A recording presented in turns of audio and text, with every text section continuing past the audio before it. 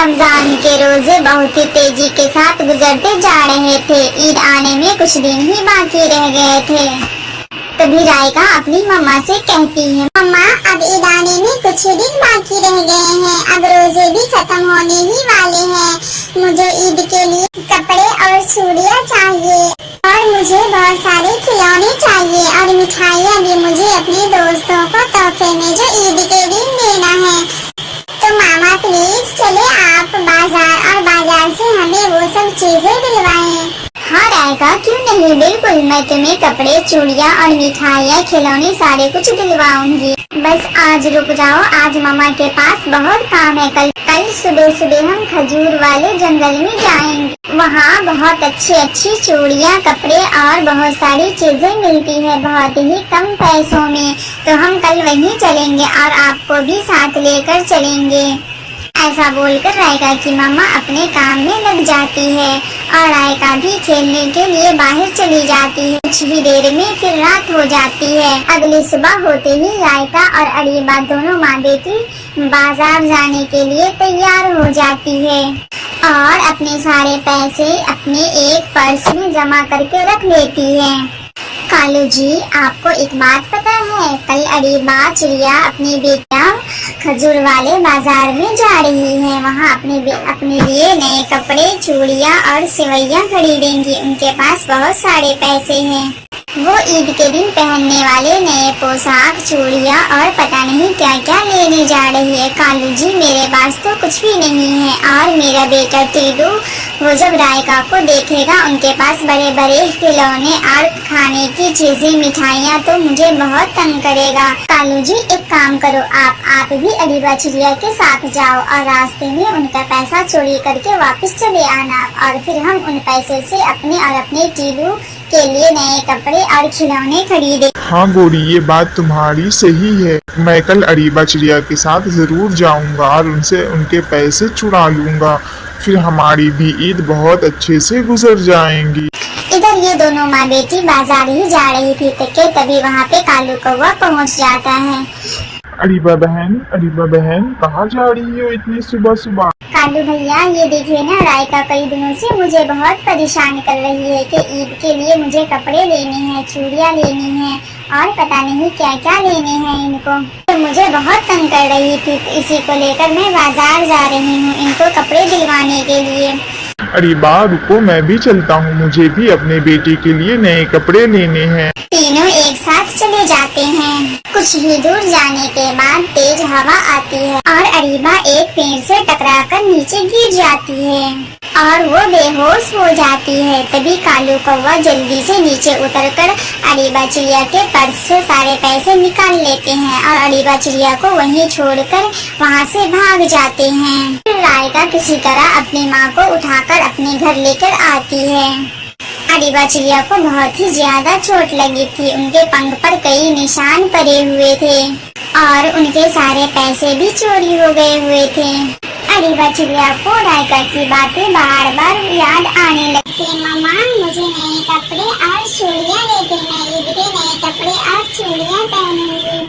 रायका, मेरी बेटी अब ईद की क्या पहनेगी? मेरे पास तो पैसे भी नहीं है कि मैं उसे नए कपड़े दिला दूँ और न ही मैं ऐसी हालत में कहीं बाहर जा सकती हूँ जहाँ से मैं अपने बच्चे के लिए नए कपड़े का इंतजाम कर सकूँ। लगता है इस बार मेरी बेटी पुराने कपड़े में ही ईद मनाएगी। और कालू कौवा चोरी के पैसे लेकर खूब मजे कर रहे थे। गोरी कौवी के लिए नई साड़ियाँ और अपने टीलू बेटे के लिए नए कपड़े और बहुत सारे खिलौने लेकर आए थे। गौरी, ये देखो, अरीबा चिड़िया के ईद से पहले ही तुम्हारी ईद हो गई। ये लो नई साड़ियाँ, मैं तुम्हारे लिए देखो कितनी खूबसूरत साड़ियाँ लाई हूँ और मैं अपनी बेटी के लिए ये नए पोशाक और ये खिलौने लेकर आया हूँ। लो खबरदार, अगर तुमने बाहर किसी से जाकर कुछ कहा तो वरना मैं मारकर तुम्हारी हड्डी और पसलियाँ तोड़ दूंगी। नाना मामा, मैं इतना बेवकूफ हूँ क्या जो मैं अपने घर की बात बाहर जाकर कहूँगा कि मेरे पापा ने अरीबा आंटी के पैसे चोरी करके मुझे नए कपड़े और खिलौने ला दिए हैं। मैं ऐसा बिल्कुल भी नहीं करूँगा। रेहान बेटा, पूरी तैयारियाँ हो गई है अपनी दोस्त रायका के घर जाने की? हाँ हाँ मम्मा, मैं तो बिल्कुल तैयार हूँ। सारी चीजें इकट्ठी भी कर रखी है ले जाने के लिए। हाँ बेटा, आज चांद रात है, कल सुबह ही ईद होगी। मुझे सुबह होने से पहले ही अरीबा के घर जाना होगा और उन्हें ये तोहफा देना होगा ताकि वो ईद के दिन अच्छे कपड़े पहन सके और सेवैया बनाकर खा सके। इधर अरीबा चिड़िया रोए ही जा रही थी। उन्हें अपनी बेटी की चिंता बहुत सता रही थी कि कल ईद है, कल ईद पर मेरी बेटी क्या पहनेगी, वो बहुत उदास हो जाएगी।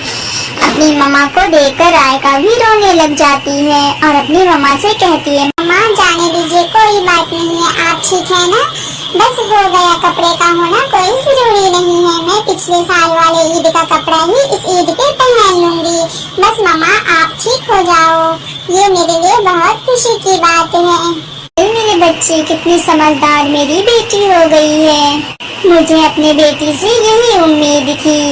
रेहान बेटा, तो चले हम आपके दोस्त रायका के घर, वरना ज्यादा रात हो जाएगी, फिर हमें रात में वापस भी लौटना है। जी मामा ठीक है, चले फिर। वो दोनों माँ बेटा अरीबा चिड़िया और रायका के घर के लिए निकल जाते हैं।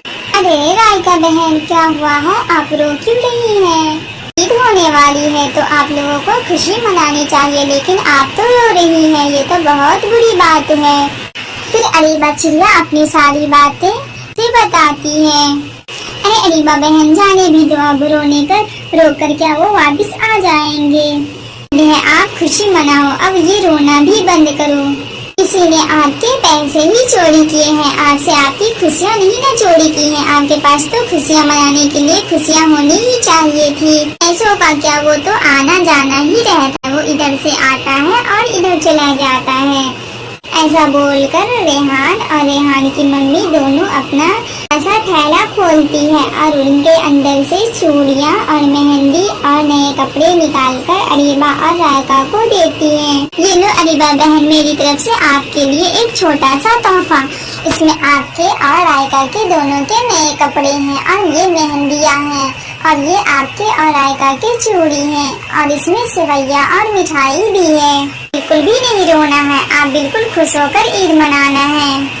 रायका और अरीबा ये सब चीजें देखकर बहुत खुश हो जाती है और वो अपना सारा गम भूल जाती है। रायका कभी चूड़ियाँ उठाती है तो कभी खिलौने उठाती है तो कभी अपने नए कपड़े को खोल खोल कर देखती है और बहुत खुश होती है। रायका रेहान से कहती है, रेहान मेरे दोस्त, तुम्हारा बहुत बहुत शुक्रिया कि तुमने मेरा इतना ख्याल रखा और तुम्हारी वजह से मैं और मेरी मम्मा दोनों हम कल खुशी खुशी ईद मना पाएंगे। इसीलिए तो कहते हैं एक अच्छे दोस्त का होना कितना जरूरी है। आपके पास कुछ हो या ना हो, लेकिन एक अच्छे और ईमानदार दोस्त हो तो वही आपके लिए सबसे बड़ी दौलत है। रायका, रेहान, टीलू कौवा और बबलू कबूतर चारों दोस्त एक जगह इकट्ठे थे। रेहान भाई, रमजान का चांद तो निकल आया है, तो क्या ख्याल है आपका, कल रोजा रखने का इरादा है भी या नहीं?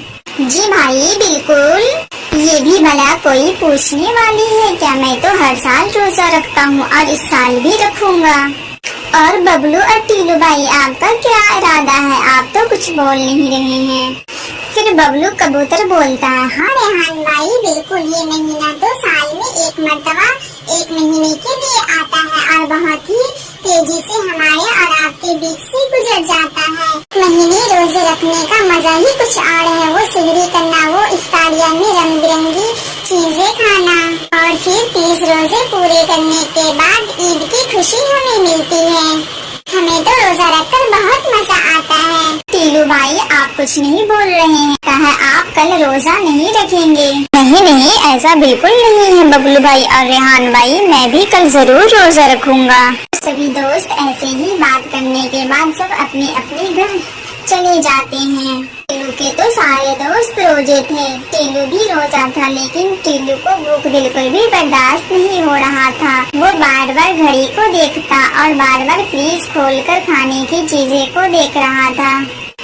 अभी तो 12 ही बजे हैं, अभी इफ्तार में 6 से 7 घंटे बाकी है। आज का दिन तो जल्दी गुजर भी नहीं रहा है, मुझे बहुत तेज भूख और प्यास लगी है। टीलू इधर उधर देखता है, घर में कोई उन्हें देख तो नहीं रहा है। फिर वो जल्दी से जाकर पानी की बोतल उठाकर पानी पीने लगता है। तभी रायका चिड़िया उसे देख लेती है। क्या क्या टीलू भाई, ये क्या कर रहे हैं आप? आपका तो रोजा है लेकिन आप पानी पी रहे हैं। आता मैं पी कहाँ रहा हूँ। ऐसे बोलकर टेलू पानी की बोतल को नीचे रख देता है।